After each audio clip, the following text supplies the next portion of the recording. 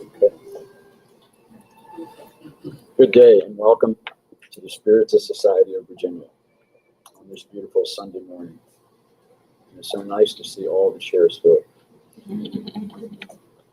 Each meeting we start off with an initial message, and this one is from Living Spring, from the Spirit Emmanuel through the mediumship of Chico.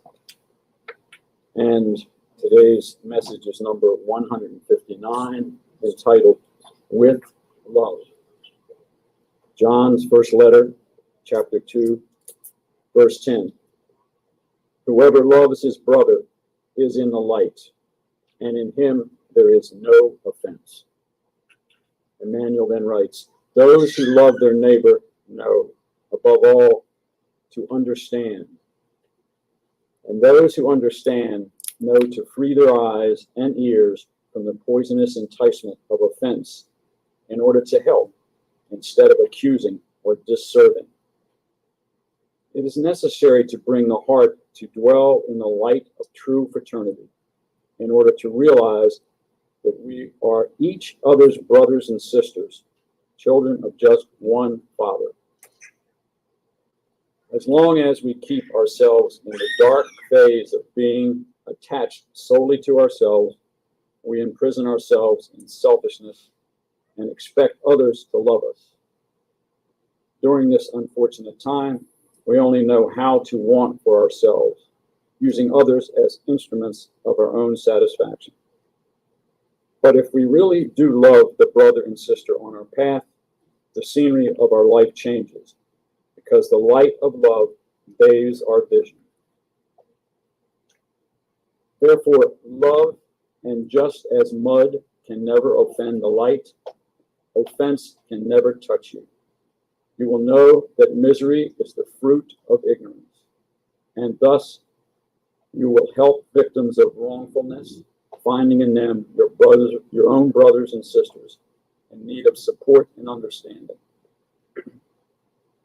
You will learn to listen without disgust, even if crime reaches your ears, and you will help your adversary even when you feel offended, because forgiveness combined with complete forgetfulness for the blows you have received will arise spontaneously in your spirit, just as tolerance is natural for the spring that receives the stones that are cast into it.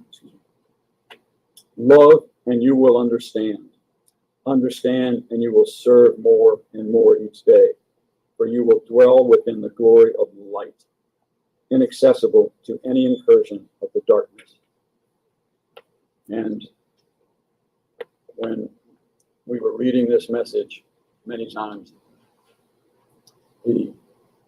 the thought was given was we all have this light inside of us, this divine light. And unfortunately, the selfishness, which is the opposite of love, has a tendency to keep it turned off. And throughout our life, as this message related, we have the opportunity to turn down the selfishness and turn up the love. In each reincarnation, we have that wonderful opportunity. Hopefully, this one is even better, so that light will never be diminished in our incurring lifetimes. Thank you. All right. When we talk about love, we feel more joy. So in the joy of this moment, we invite everyone to join us in a prayer. Let's not forget, prayer is not a ritual. It's actually true communication with God. And now we're going to pray together. Let's forget about our problems and just surrender ourselves to God. Shall we, friends?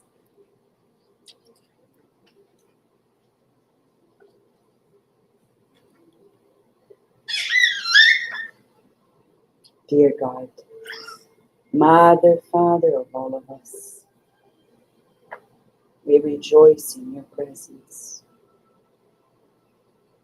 It's so good to feel loved and cared for by you.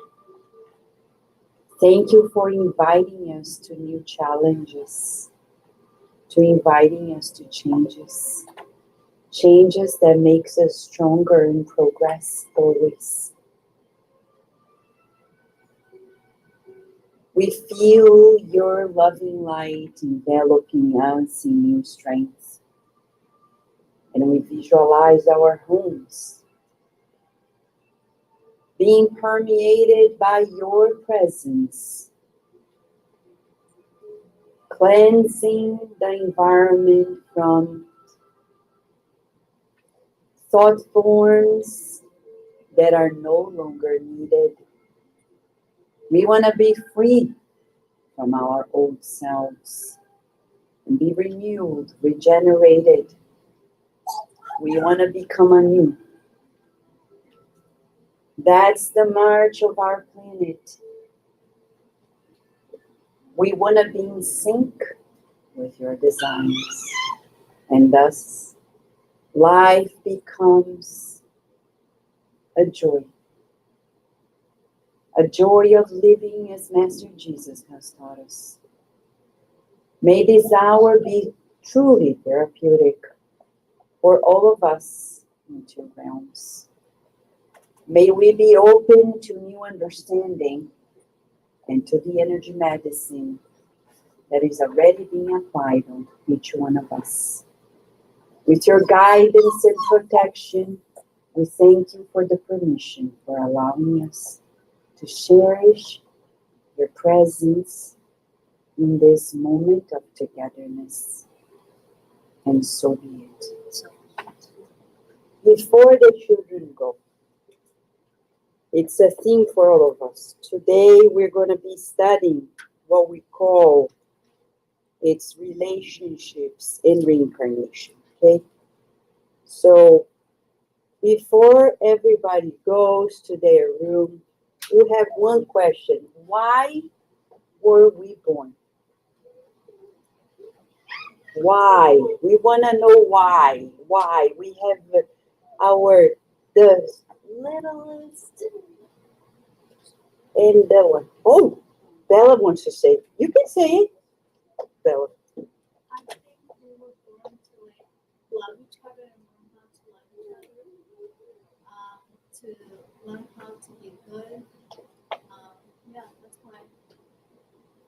You summarize it so well that thanks to Bella, you can go to your room tonight. All right? The teens and the children. Enjoy with Miss Luciana and Miss Daisy.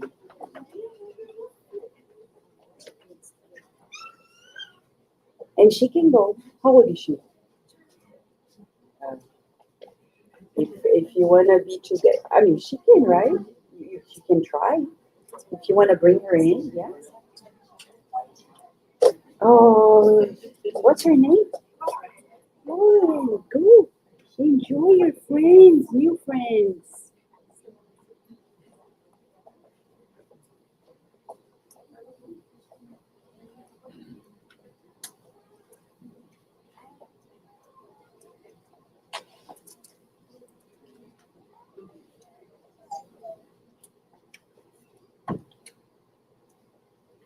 All right.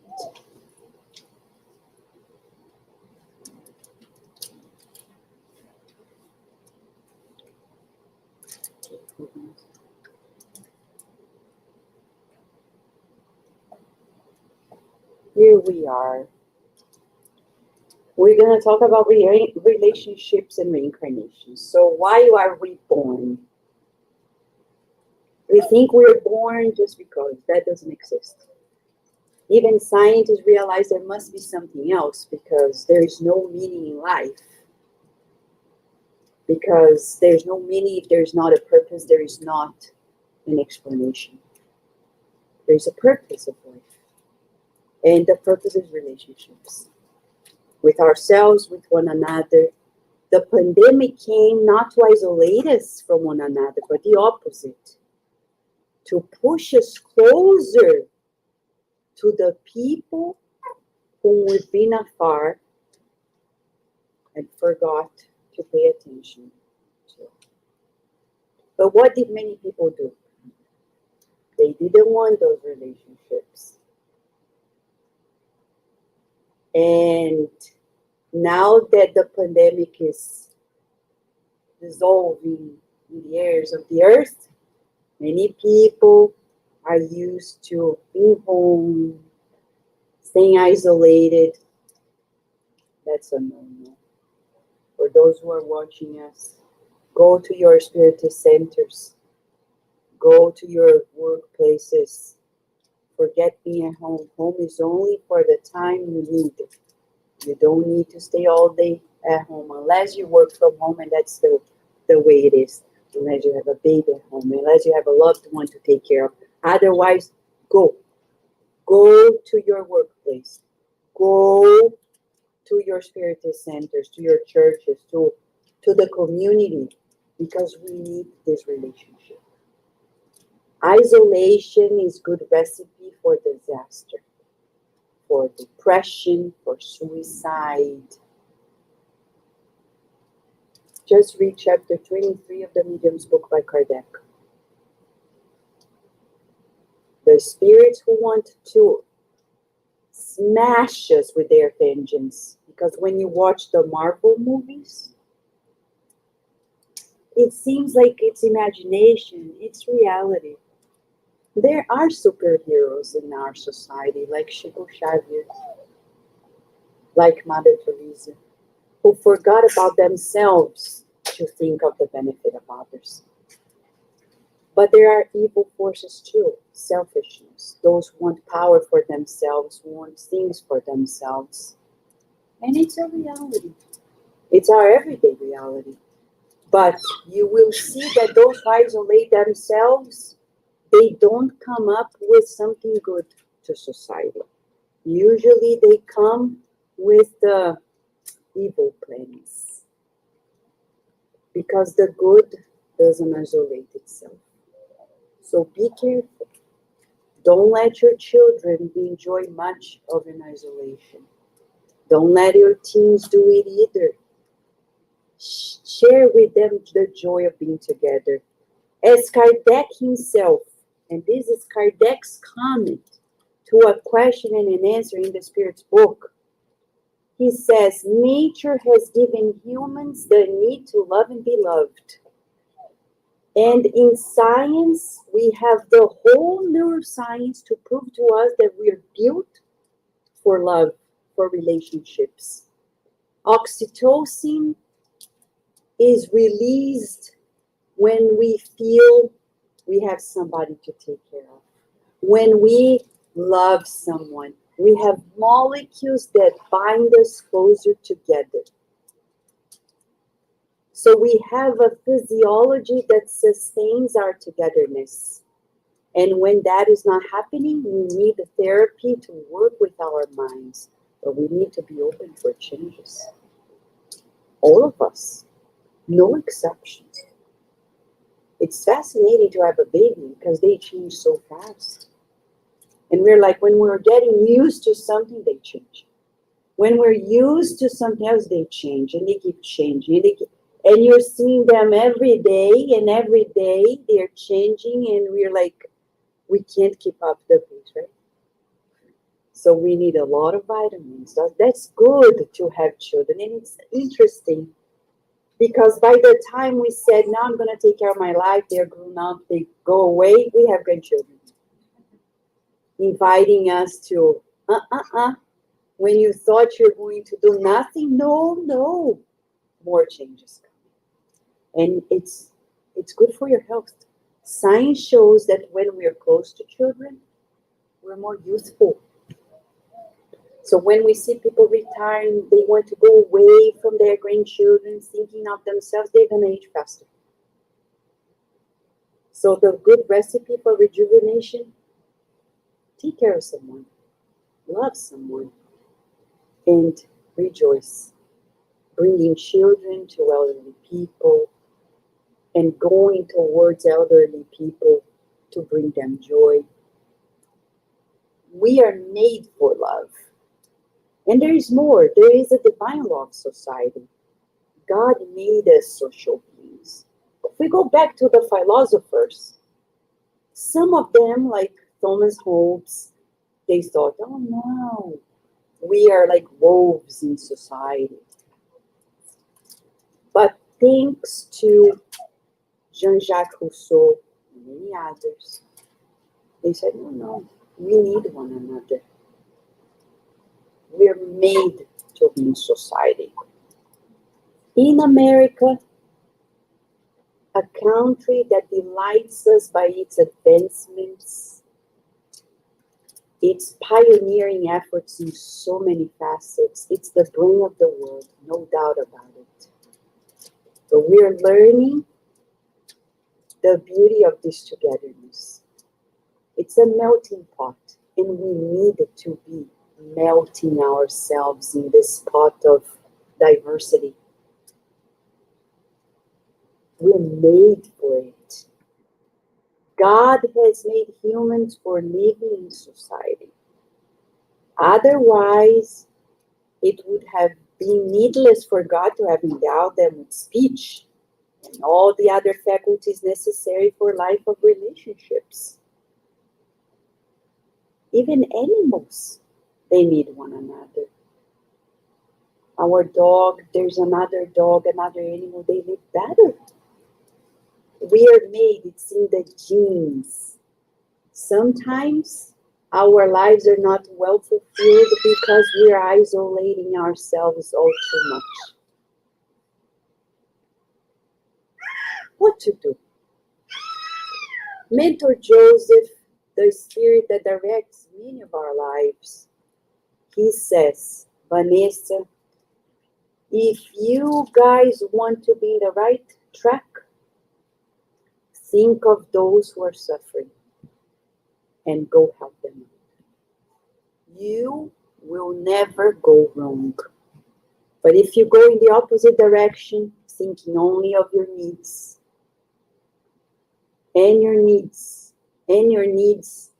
you will fail in this reincarnation. And that's what we're going to see in the story of the book Sex and Destiny. Lately, we've been talking much about it, but we need to talk about it. A fascinating book that we can easily see that one day is going to be in Hollywood when the publisher allows it. Because actually people from Hollywood in the past have tried to get the copyright for many of these books, but the publisher in Brazil didn't allow it. But one day we'll be allowed to see this in the big screens. But it's one of the most fascinating dramas of two families. And it begins with the story of Beatriz, who is a deathbed. She has cancer. And she's not that old. She's married, has a son. Her husband seems to be quite devoted. He comes to the hospital, he visits her, he's very loving, but she barely knows, or she doesn't know, that he actually has an affair with Marina, who is his assistant, and comes with him to pay a visit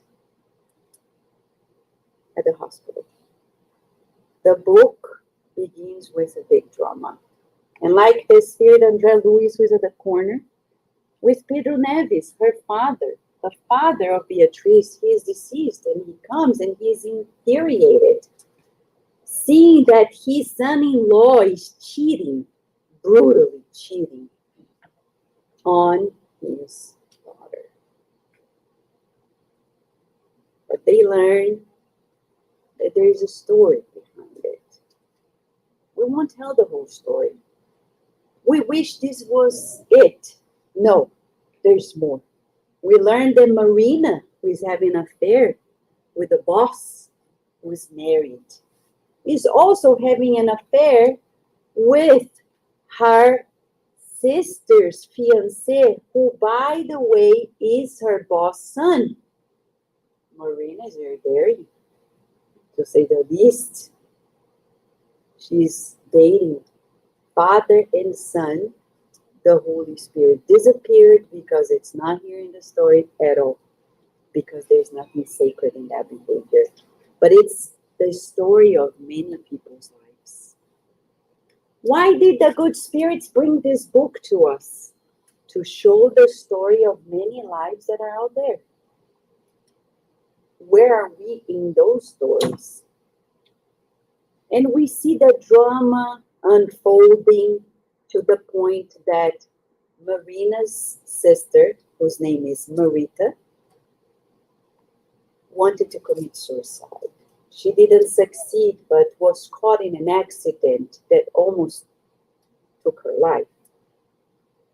Actually, took her life 2 weeks later. And we're going to learn why she was in a coma for 2 weeks out of God's mercy.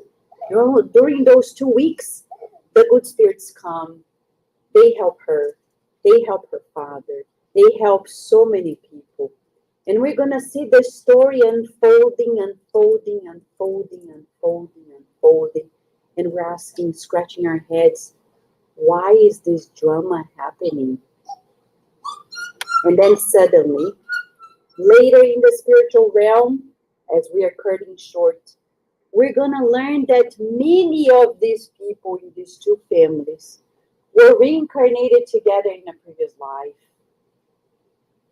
where they were husbands and wives, daughters and affairs, and now they came back again to fix each other's lives, and they are not succeeding until the good spirits interfere, replan the reincarnation, and we see the reincarnation of the same people who created problems or were victims as daughter and son of the family. We won't tell the whole story, it's just a teaser. It's a good book to read, study, read it again. But this book brings to us the fact that our families, the blood ties, today, not necessarily we were family yesterday. That's what we love about Spiritism. Because sometimes we think that this family is all there is. No.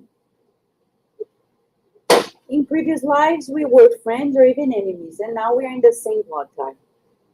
And there are friends of ours in this family who are more of a family, though we don't have the same blood ties, than the people who are in the same blood ties. Why? Because we were family before. But this night, we don't need to be in the same family anymore. We can be in the same spiritual center, the same neighborhood. We can be working together. And that's okay.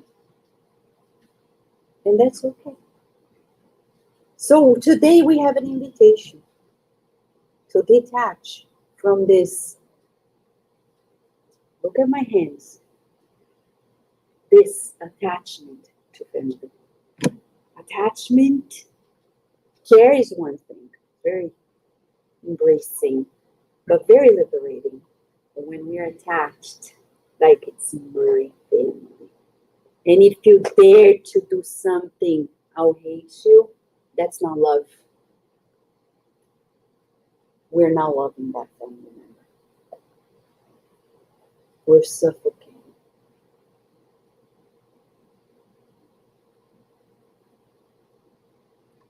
Food for thought. Why do we have family?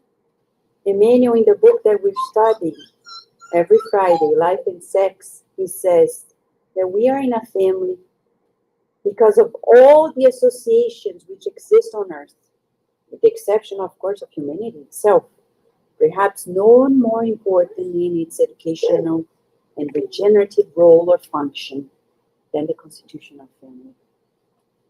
So those who dare to be single just because they say, I want to take care of my life, be careful. Selfishness. We fail in the reasons why we're born. We need to build a family. If we get married, if we have a relationship, we better march towards the formation of a family. Or else, a lot of the depression that we're seeing around the world, the scientists decades ago predicted that by 2030, our society will be deeply immersed in depression. We're close. We're 8 years away. And we're seeing the numbers skyrocketing because people are willing to live a selfish life. They don't want to take care of their parents. They don't want to take care of children. They don't want to take care of anyone. They want to take care of themselves, have an easy life, no sacrifice. Depression, anxiety, panic attack is just around the corner. Can't skip it. And don't say tomorrow, because tomorrow may never come. It's today. It is within our family that we create new habits. Education is about creating new habits. And regeneration is renewing ourselves. If we want to be this person for the rest of our lives, write down in a piece of paper, I am failing myself. Because those who do not want to change are failing themselves. After this pandemic, we no longer have time to go back to where we were and resume our lives. There are many people who are doing this. They're traveling like crazy. They're thinking of themselves like crazy, like what I missed in these 2 years. You missed yourself. Because if we had found ourselves, we would have seen that those 2 years were so precious. We finally found the reasons why we are living on earth. Those who didn't come to that conclusion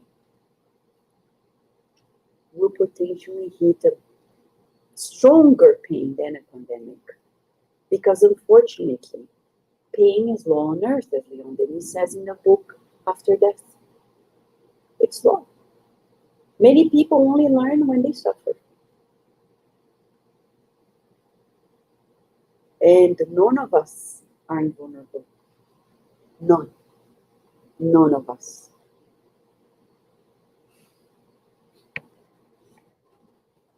So reincarnation comes as a principle through which the good spirits, through a couple, bring a law of life. We need many lives to evolve. God wouldn't be fair to make us live a single life. It doesn't make sense. You come here and the injustices of the world, wise. We in Northern Virginia have this easy life. Easy. Recently, a friend here, maybe she's back already in Africa, in her job, in Angola, Natasha. She's a friend at the Spiritual Side of Virginia. She's working there and she said, Vanessa, a pizza there is luxury. It's luxury. There, in certain parts, you have to be careful for people not to poison you. If they hate you, they will poison you. You have parts of this world where reality is brutal. But sincerely, you don't need to leave Northern Virginia to find poverty. In our lights, the street lights, you see many people begging for food. Why? Don't judge saying they are lazy, because we don't want life to show to us that it's not laziness. Adverse events can happen, and when you least expect, you're in the street too. At the mercy of you. You made a wrong move, and you're homeless too.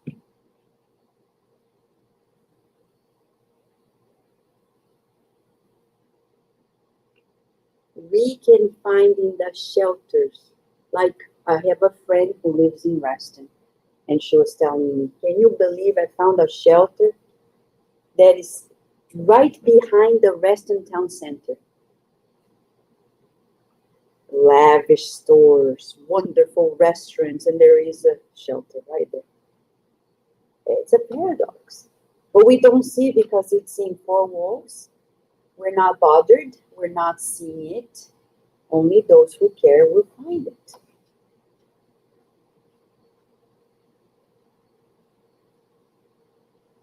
So the good spirits are asking us to begin anew every life, but every day. But who are the people in our family? Because that's where the relationships begin, right? It's important for our children to learn as we learn. Who are the people in our family? Why do I get along so well with this person and not so much with that person? Who were we in previous lives? But we can't be childish saying, I know I'm not very good friends with this. That's why I don't talk to that person, because that's childish. If I don't get along, that's the relationship I need to focus. It's the opposite. I don't get along, you're my goal. You are my loving target. Yes, right? I'll pray for you every day. I'll emanate, before I say words, actions, I'll keep praying, saying good thoughts, dreaming of good things with you, and one day it's going to manifest. Emmanuel says that rooted in the past lives of all those who compose family, the terrestrial family is thus formed of different members, inasmuch as in it commonly affections, disaffections, friends, enemies meet again. In the book Sex and Destiny, we see the sister Marita, whose fiancé was stolen. Now her sister Marina married the former fiancé. And their first child, who is the first child? The sister who died. So if by any chance she loves daddy more than mom, no wonder. Can the mom be like, oh, you love your daddy more than me? Look at the mirror, Marina, and see what you did to that kid before you claim love that you haven't conquered. Mm-hmm. So now she has to work harder to conquer the love of somebody whom she hurt deeply.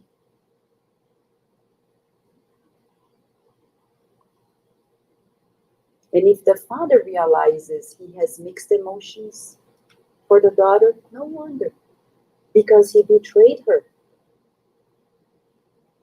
And now he has to love her unconditionally. So if she also has ups and downs with the father, love, hatred, no wonder either.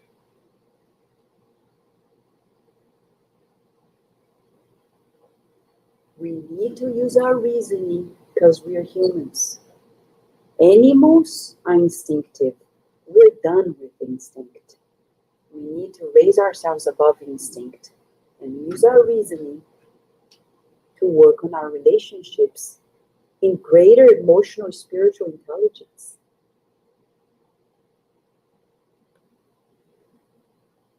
So now, I know we've showed this before, but Minto just says, let's show it again because it's good to see it again, to understand. Let's understand the people in our lives. What if we had parents who were very rigid? I know many people who come to me and say, my parents were so rigid. They're so despotic. There's even a book by Roald Dahl, right, named Matilda. Oh, poor Matilda. Her parents are bullies. They are brutal on her. But come on, Matilda. Who are your parents, we wonder, huh? You're no victim to it. Though we feel sorry for her because she's a little kid and she's being bullied by the parents. But who are these parents that are not very affectionate? They're very cold. Almost always, today's despotic parents are those children of the past in whose minds we inoculated selfishness and intolerance. So they were our children in the past, and we taught them well how to be selfish, how to be intolerant, how to be bullied. So we could say Matilda. If we could say Roald Dahl, write Matilda to tell about previous life. She taught the parents to be bullies, and now she's suffering her own skin. How hard it is. What she taught and other people suffered, now she has it under her own roof. The Gospel according to Spiritism, chapter 14, talks about ingratitude of children, and they say, in St. Augustine, beautiful thesis, he says, what we teach our children will come back at us. It's a monster. You create a monster, the monster will come after you. Don't think that you teach your child to be selfish. Oh no, but they won't be selfish with me. Read the book 2,000 years ago. Many books for us to read. Change our lives. We'll see the case of Fulvia. She teaches her child to be selfish, and at the end of their life, she kills the mother.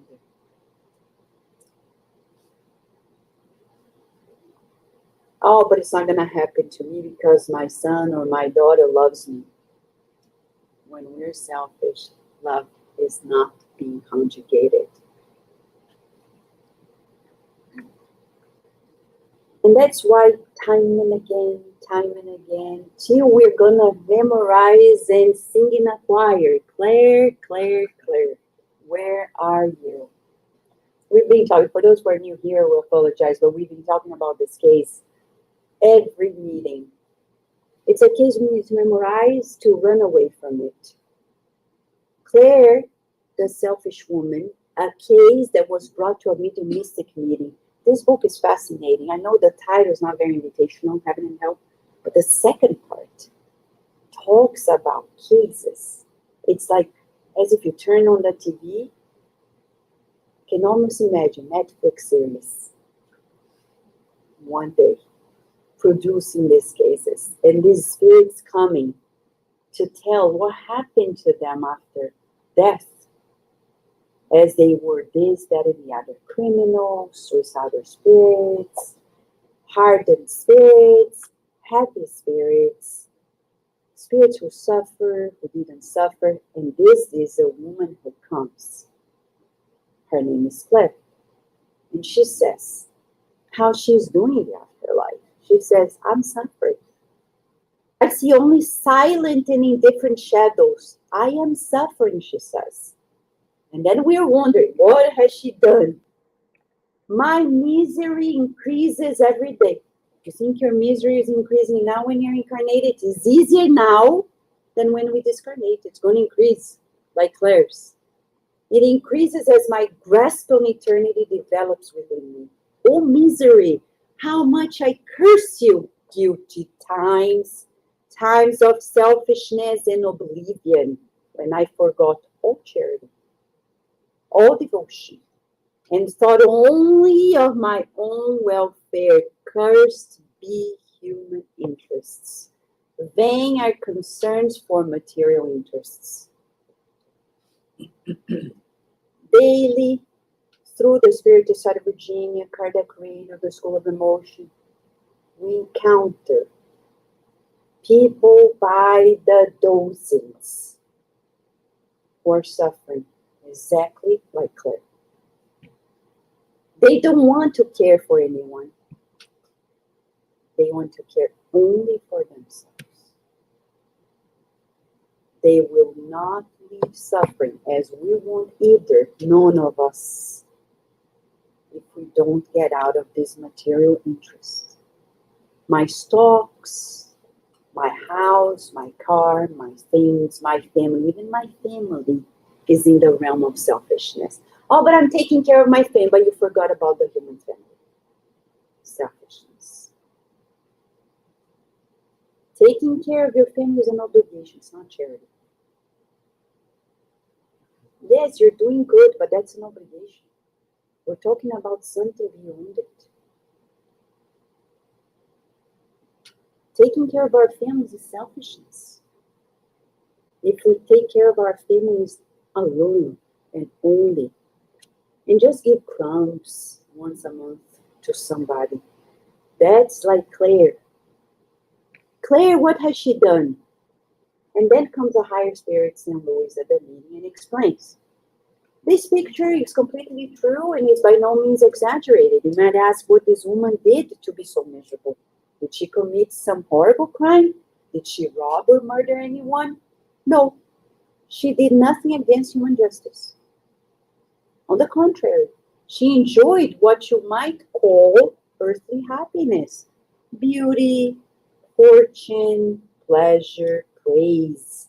Everything smiled on her. She lacked nothing.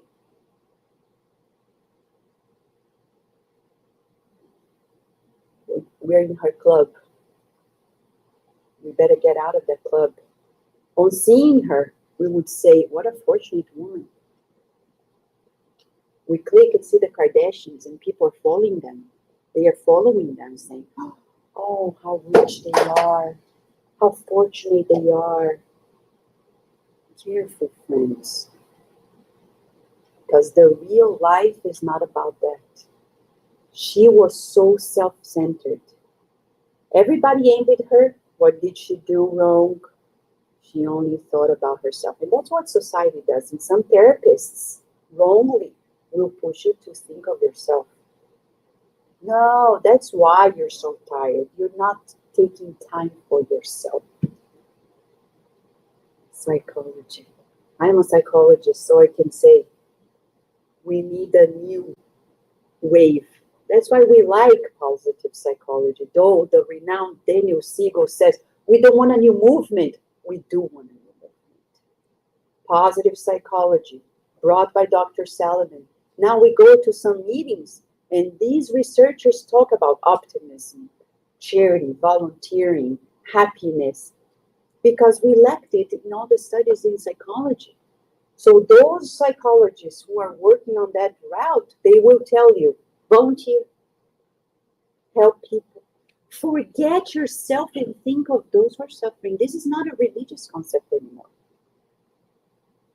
The Templeton Foundation in this country has taken the lead of all this research in happiness, volunteering. Kardec Radio has for many years interviewed all these amazing researchers and scientists who are not spiritists. And if you go to SoundCloud, just go to the playlist of hundreds, almost 300 interviews, health and spirituality. And you hear the stories of these researchers telling us of this new way of being. Dr. Dean Ornish, the renowned cardiologist, he tells us about a new way of being healthy, lifestyle medicine. It's not enough to eat plant-based, he says. You need a whole lifestyle. It's not enough to exercise. You need to have a good heart, a charitable heart, a loving heart, a selfless heart. Dr. Elizabeth Blackburn, who got the Nobel Prize for her studies, she shows that at the end of our DNAs, the cap, which is called the telomere, the people who are compassionate have longer telomeres. And that part of the DNA, the longer telomeres they are, the younger you'll be, more rejuvenated. So you want to be younger? Yeah, let's drink the collagen every day. Let's exercise because it makes us youthful. Eat healthy, but have a good heart.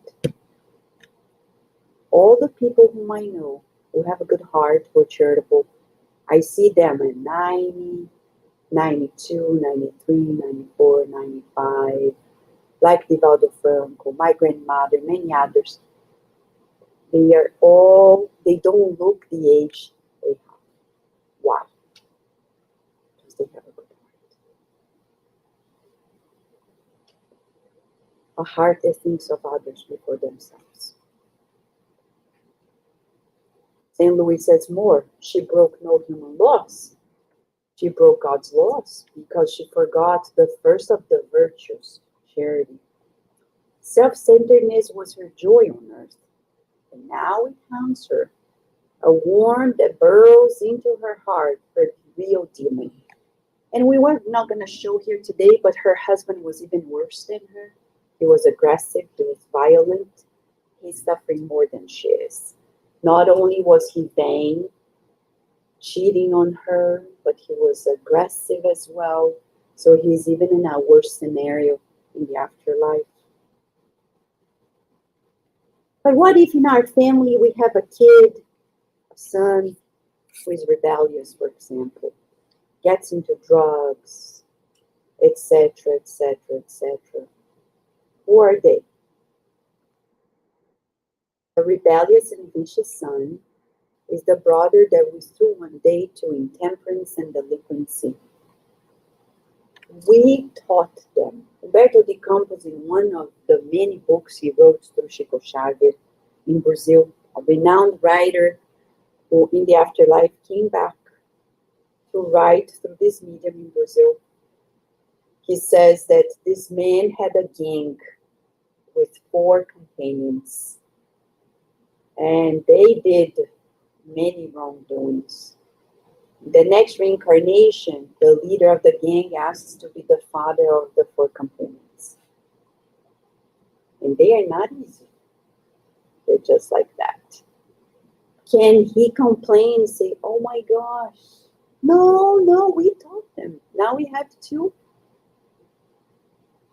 counter condition those minds, as psychology would say. What about the daughter that is maladjusted?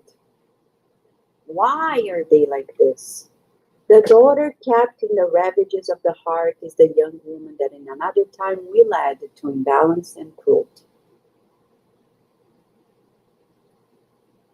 So today, the good spirits are saying, take the victimization card, tear it apart, because we are no victims, but of ourselves. What about the husband that is not faithful? The ungrateful and disloyal husband in many circumstances is the same husband as the past that we rushed into desertion with the less than happy examples ourselves.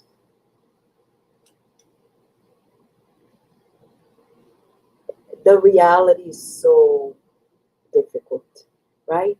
When we read this, Emmanuel goes straight to the point. The husband was cheating. We taught them to be like this, and now it's hard. But that's not for us to feel guilty, but to say, and do the right. Be resilient. Conquer their love. What about the disoriented wife that doesn't behave as we expect, right? The disoriented wife who bitter our sentiments is the woman who we despised in another time, leading her to fall into the well of madness. And now she's here with us, pushing the buttons. We better adjust ourselves, balance ourselves to help heal this relationship. In none of these cases, Emmanuel is saying, you're the victim. Every time he's saying, you brought it onto yourself. But there are good news too. What about the selfless relatives? Everyone has at least one or two. At least, come on, God is good. And brings somebody into our lives. Even if it's a cousin, an aunt, somebody far away, but comes into our lives, somebody who's selfless, loving. Who are they? The selfless relatives on whom we lean on are the friends of other times, with which we have already built solid foundations of friendship and understanding, providing the comfort of mutual security. So you think your friends are less than your family? Think twice. Because the friends today can be these selfless relatives tomorrow. or the reverse. We need to be less materialistic. You have WhatsApp, right? Everybody has WhatsApp. Mentor Joseph was saying the other day, it's good to have WhatsApp or this social media to bring us closer together, creating groups, family groups, as long as we don't enter these groups and feel that we're so cozy in there that I don't need to care for the people actually in my physical life. Because that's what's happening nowadays. Many people are creating these groups and they feel so cozy in those family groups that they're like, I don't need to make more friends because I have this coziness here, this togetherness. Don't do that. I may have it to give me strength, but I need to dedicate myself to the people whom I am with every day. If you laugh and smile there and here you don't, we're failing ourselves. And we're going to have to reincarnate time and again. And if you were brought in this life in a very good family where you get along so well, enjoy. Because the next may not be like this. Enjoy. But enjoy creating new friends, because we will need in the next reincarnation. Jesus said we need to make new friends, a true friendship, when we really care. Not friends that we use when it's convenient for us. Because there are many people say, they're my friends because it's convenient. But we're talking about true friends that sacrifice for one another. That leave their lives to help us and vice versa. They forget about what they need to do, but to care for one another.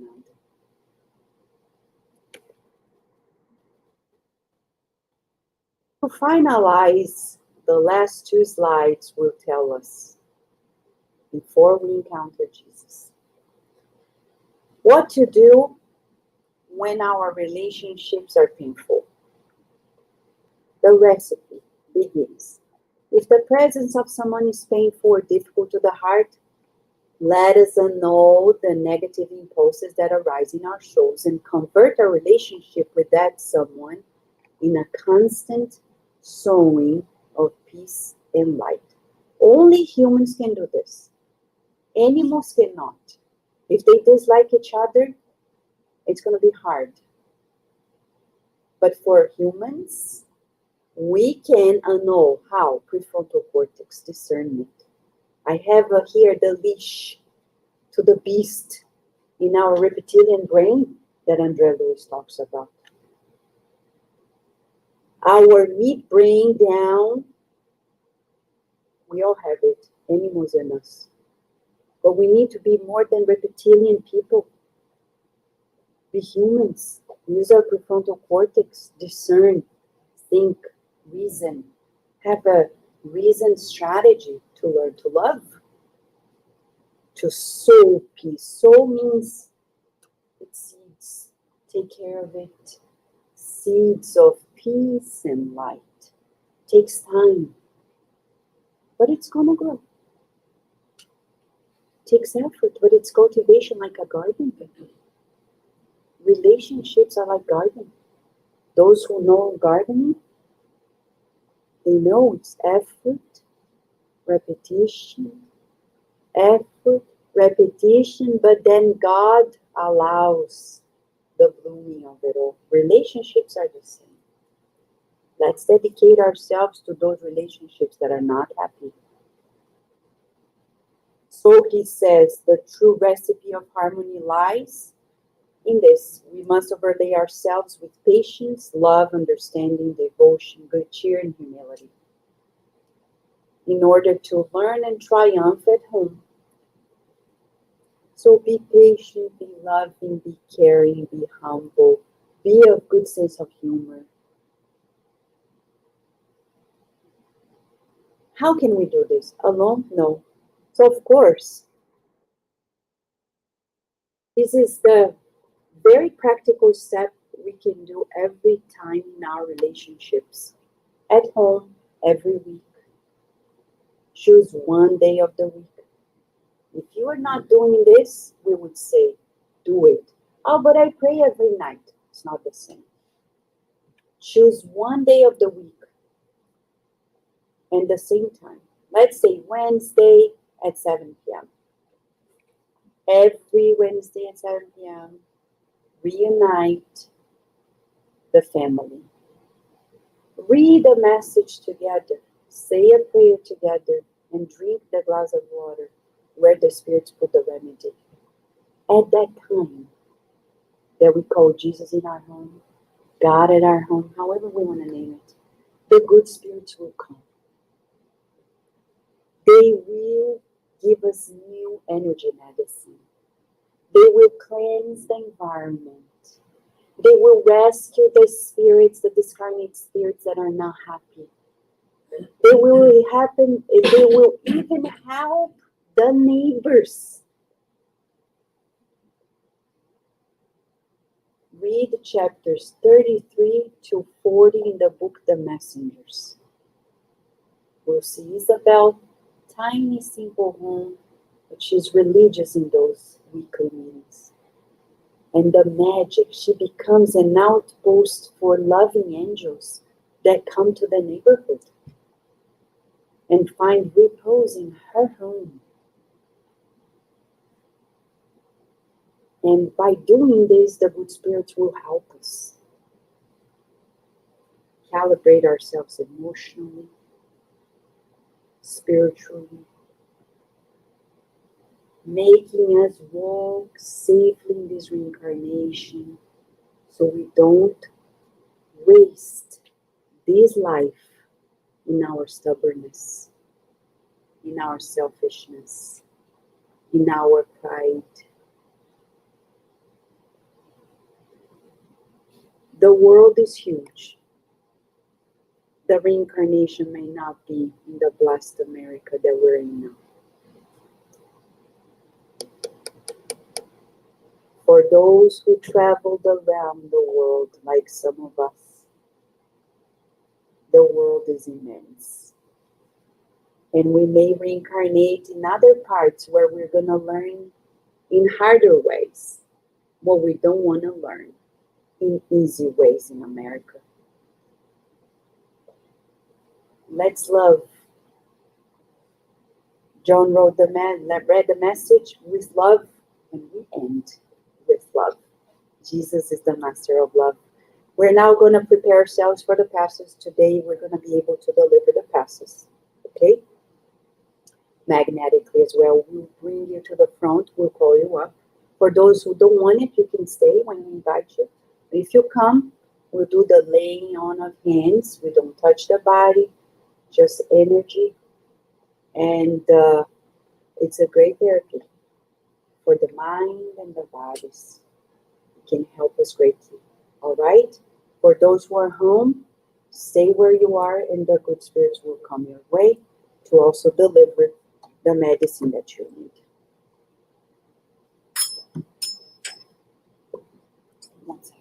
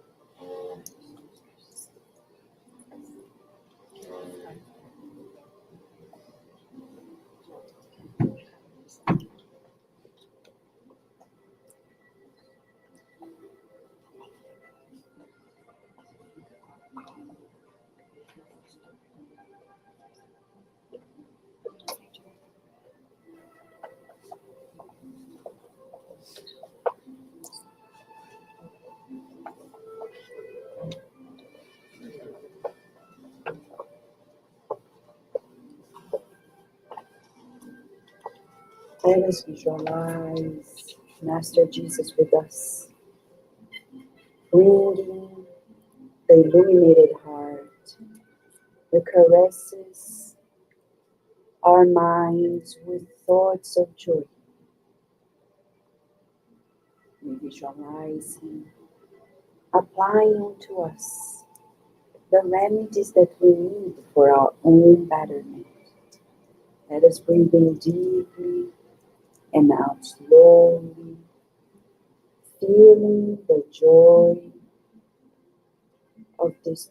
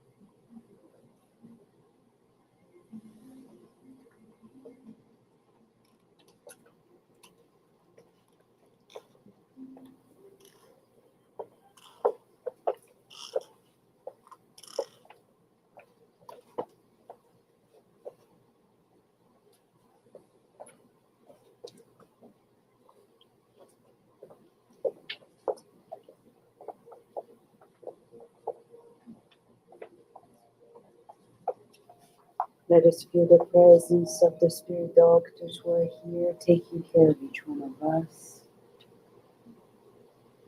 They count on our support, and we feel their loving hands delivering to us the remedies that we need to strengthen our bodies and our minds. Let us breathe in and out, absorbing the remedies that they are giving us as we visualize a waterfalls of healing light falling upon us, showering us with new joy and hope.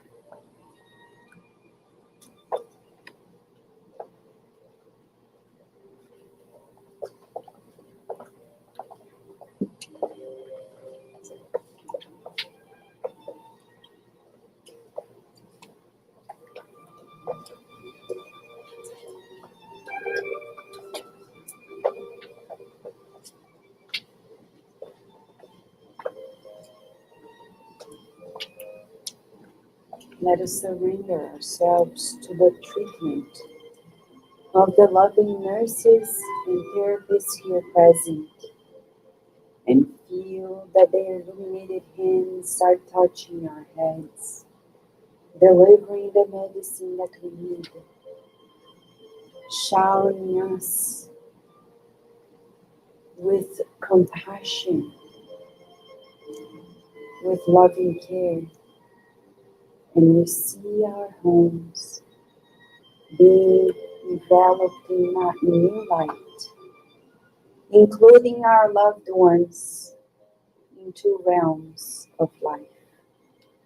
We trust God's mercy and the miracles of love.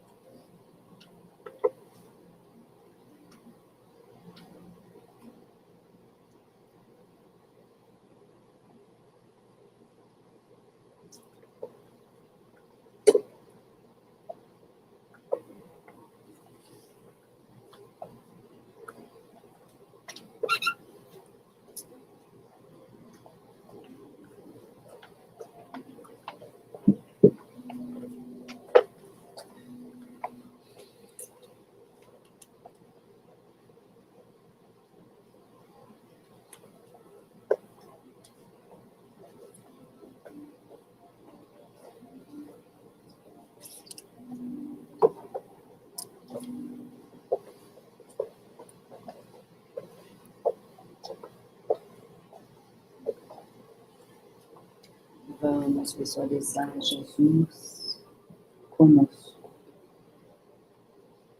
nessa hora de muito amor, sentindo a presença dos Espíritos luminosos que cuidam de nós com muito carinho, luzes renovadoras a recair sobre nós, como moléculas de vida nova, a se espalhar por toda a nossa família. We rejoice with you, Master Jesus. For you always loved us, and now we're learning to love you. Will you please rid our hearts of anxiety, of the need to be in the rush of life? May we just enjoy being here at this moment with you.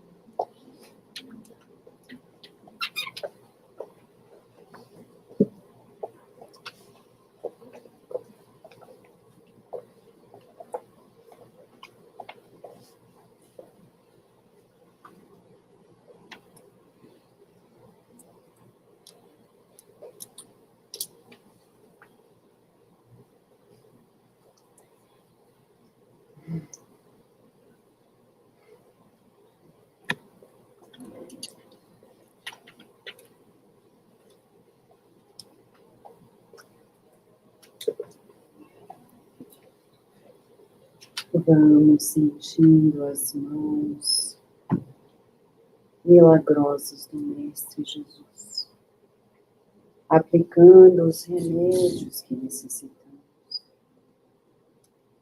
para nos rendermos completamente ao amor da vida. Mestre Jesus,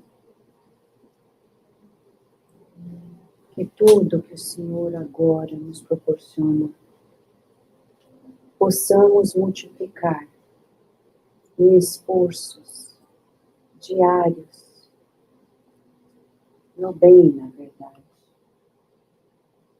Que sintamos o teu encorajamento, nos abrindo as mentes e os corações a uma vida renovada contigo.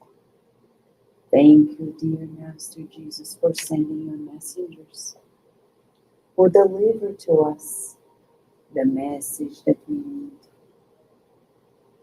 the healing light that is so needed inside of us. We visualize the therapists of your love applying remedies onto us to strengthen our minds and bodies.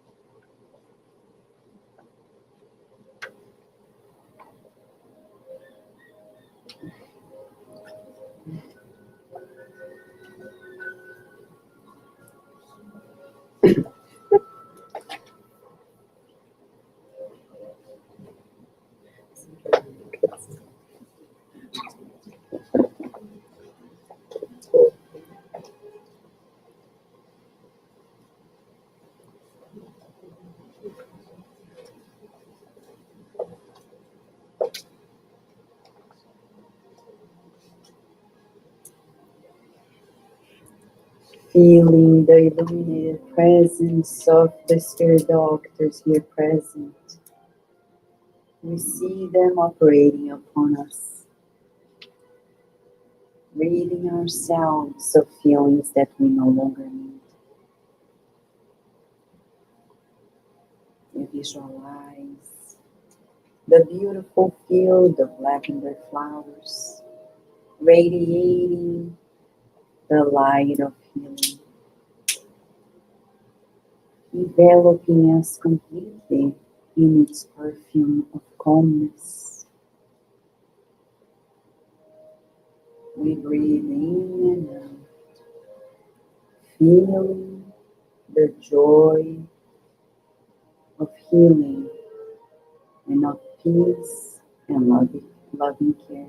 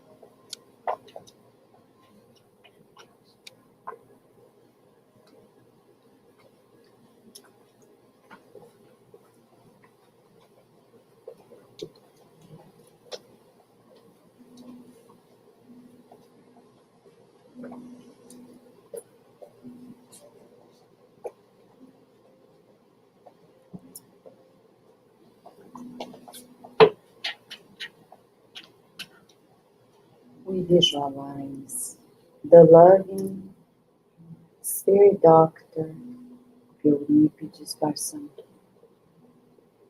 with his soothing and caring approach, delivering the energy medicine that we need. Educator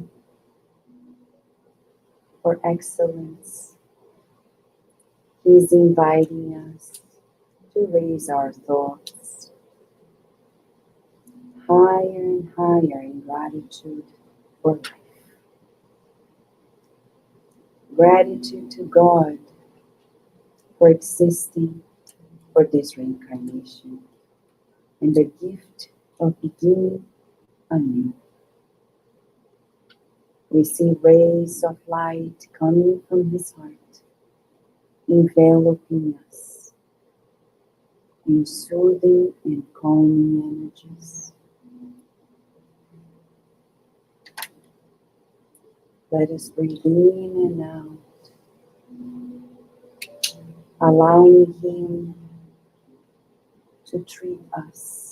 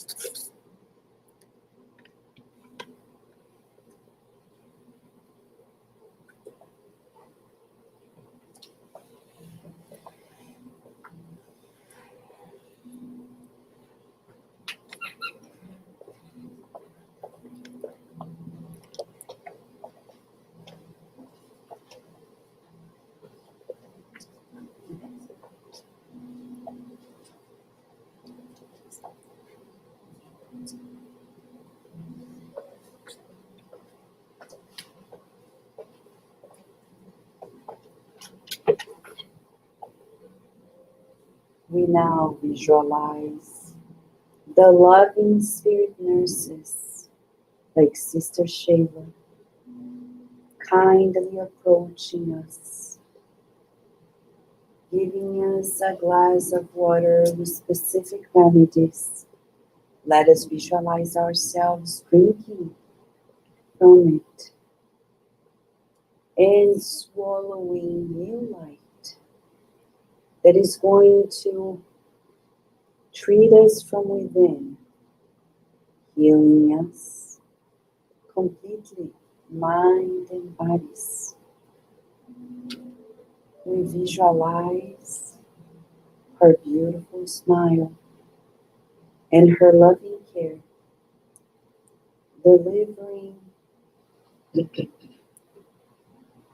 the remedies that we need to sustain this life and the tasks to be fulfilled, our missions to be unfolded with peace and love.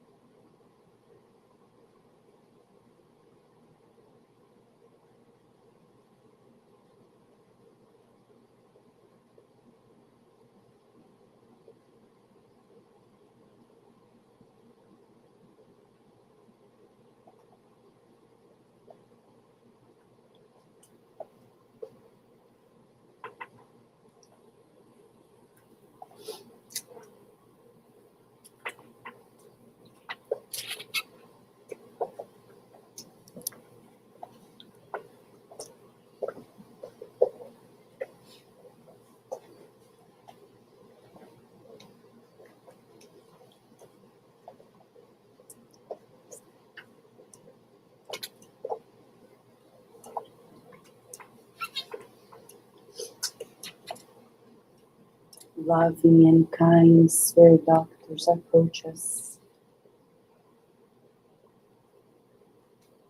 and offer to us, to each one of us in this room, a bouquet of healing flowers. They kindly ask us to bring it close to our hearts, enveloping our hearts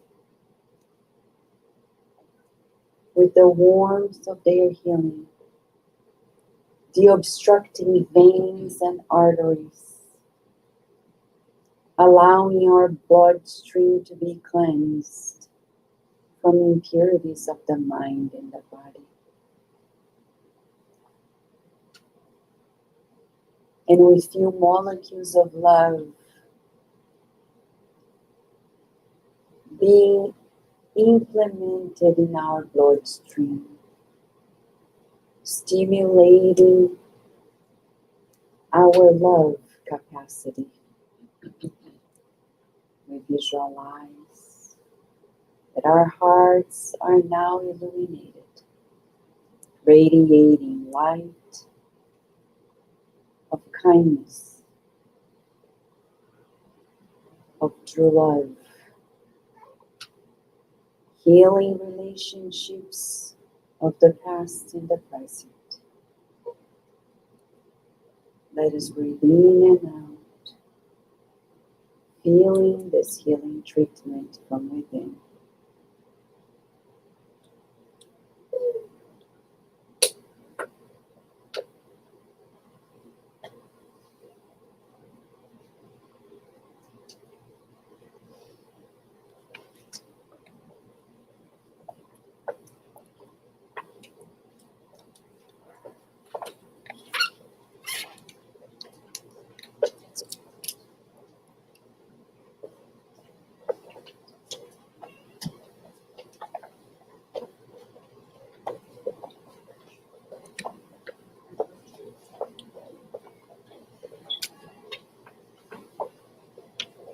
And in the joy of this moment,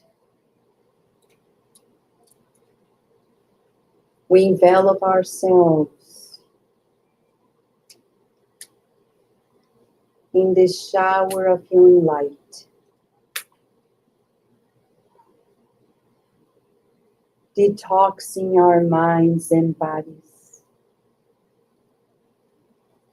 and opening ourselves to the world. We see the spirit doctors, nurses, and therapists here present, kindly asking us to offer one of the flowers in the bouquet they've given us.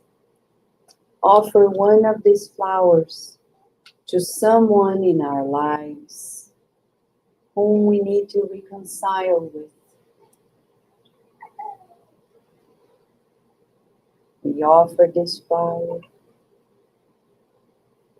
and see that our hearts are interconnected in new light.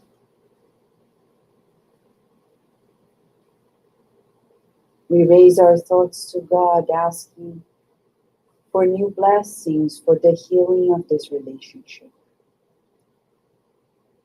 We breathe in and out, and allow the healing to stay within this relationship.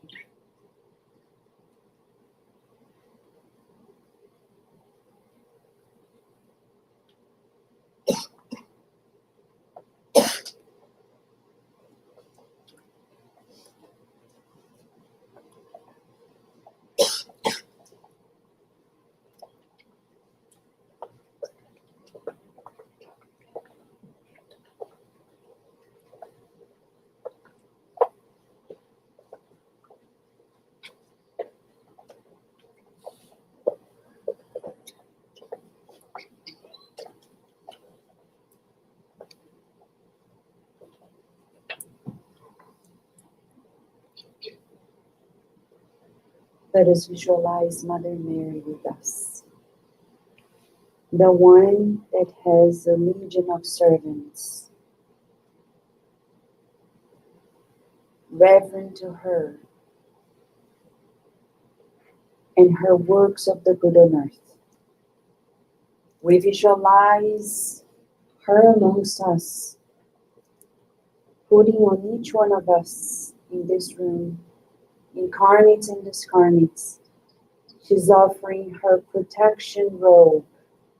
Let us envelop ourselves with it and feel her commitment to our development, to our growth, to our ascension. We feel her caring presence, and we express our gratitude at each breath.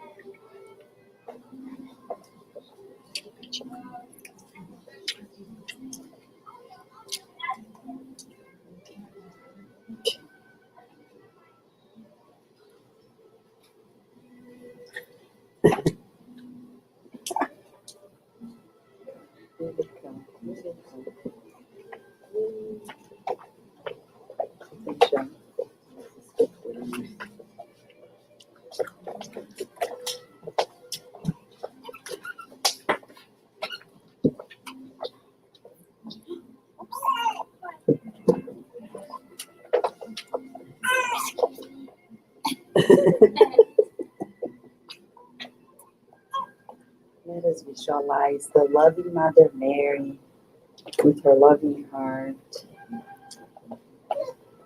kindly showering us with her light of protection.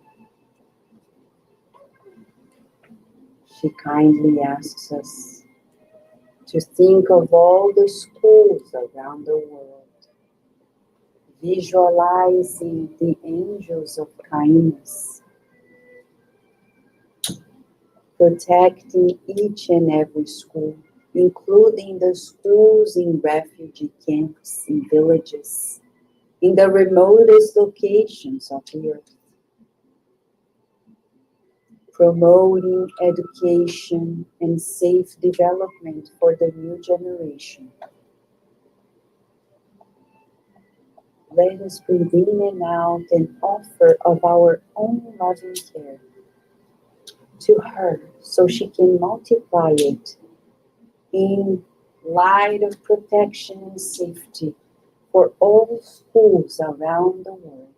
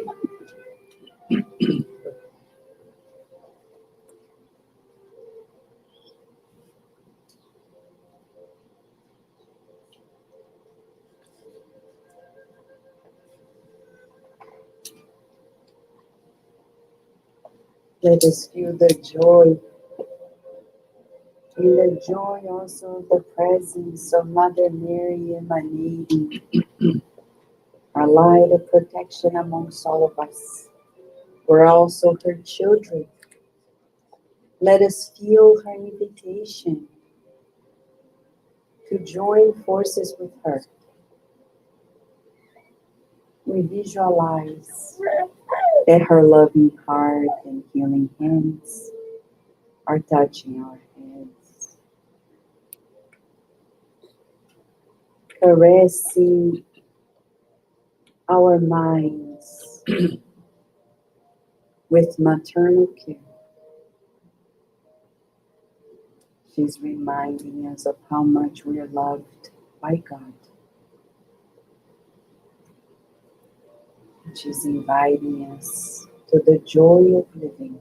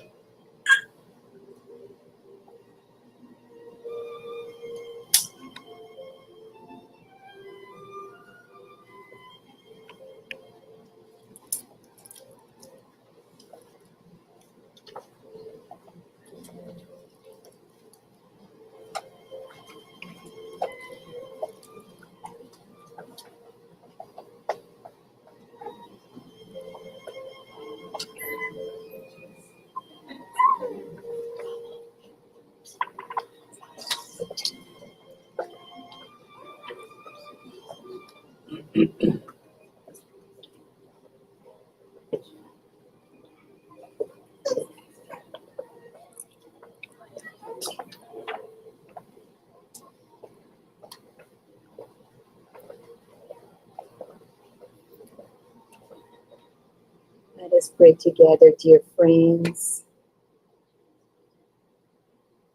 Let us express our gratitude to God that allowed us to join together today. Dear Mother, Father God, you gave us the blessing of this day, the chance to reflect in our relationships and the importance of it. We thank you for our families. We thank you for our spiritual center.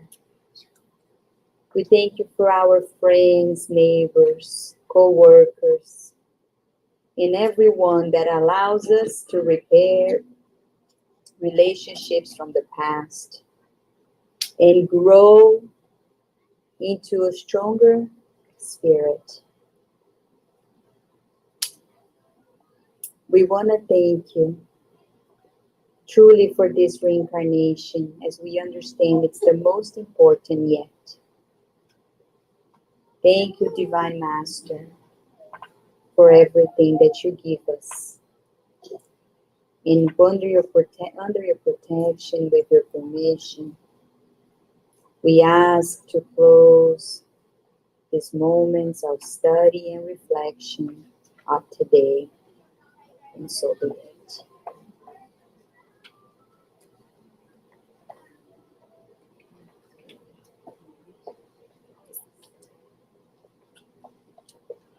I didn't receive the process. Sorry. Don't, One more round. We need more help. Please. let's stay. We need more prayer, more help. Sorry, friends. It's good. It's good to feel this call. The presence of loving Mother Mary with us. She's never gone.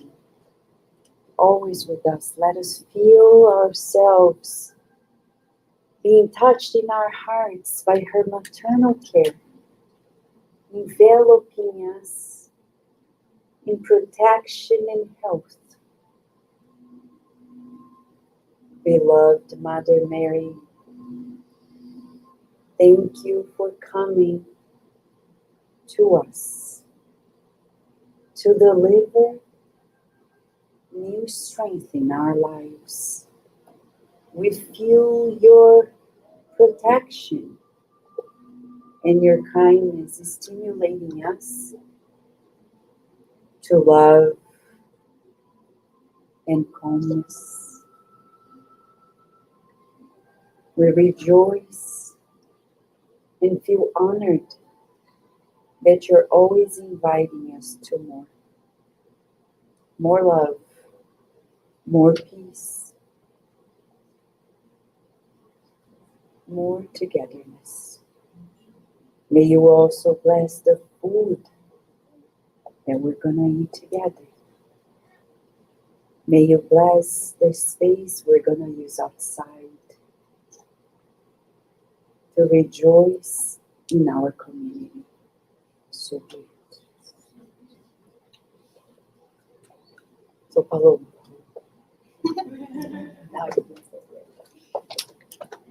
All right, dear friends, we are having our fundraiser right after this. We have a delicious lunch. Of course, we are here to eat, but most importantly, to strengthen our relationships, since we just talked about it. The lunch is just an excuse, but it's delicious anyhow. And we are also having a auction, the silent auction for a painting that is inside. We're going to bring it outside, maybe? No? Maybe? Yeah, this painting is very special. I want to share this. It was done in 2012 by an artist who lives in Florida. He came here for a special event with Haroldo Dutra Dias. And he not only painted Joana de Angelis, but he also made the frame itself, which is very special. So the painting has a very high value in itself. And we offered it to the SSVA to raise funds for the 10,000 projects we have here. All right. If you want to know more about the projects and you don't know, let us know. We have a lot to share. There's the radio, the magazine, the homeless, the translation. Okay. Enjoy because the food was homemade. Yes. Delicious. All right. So we just need a couple minutes just to bring the food out, but we can start going that way. There are chairs, and then We'll be there. ready. Bye, friends from the internet. Thank you.